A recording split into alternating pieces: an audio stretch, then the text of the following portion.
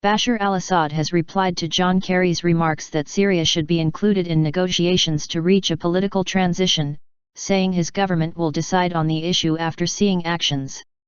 The Syrian president was responding to comments by the U.S. Secretary of State during an Sunday interview to American television channel CBS. Kerry did not repeat the standard U.S. line that Assad had lost all legitimacy over the conflict in Syria and so had to go. "We have to negotiate in the end," Kerry said when asked whether the U.S. would be willing to negotiate with Assad. President Assad said in comments broadcast on Syrian state television, "We are still hearing the declarations and we should wait for actions and then decide." Kerry said the U.S. and other countries, which he did not name, were exploring ways to revive the diplomatic process to end the conflict in Syria, which has left more than 200,000 people dead and displaced about half the population. "What we're pushing for is to get Assad to come and do that, and it may require that there be increased pressure on him of various kinds in order to do that," he said.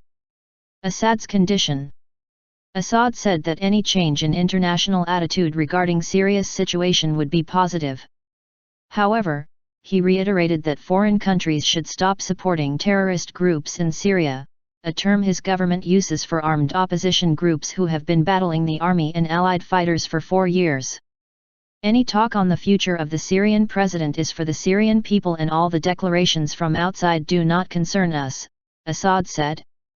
The U.S. has long insisted that Assad must be replaced through a negotiated political transition, although the rise of a common enemy, the Islamic State of Iraq and the Levant, ISIL, appears to have softened the West's stance towards him. Marie Harf, State Department spokesperson, said later on Sunday that Kerry was not specifically referring to Assad, with whom the U.S. would never negotiate. France, a major U.S. ally, said its position was unchanged and that Assad could not be part of a negotiated solution in Syria.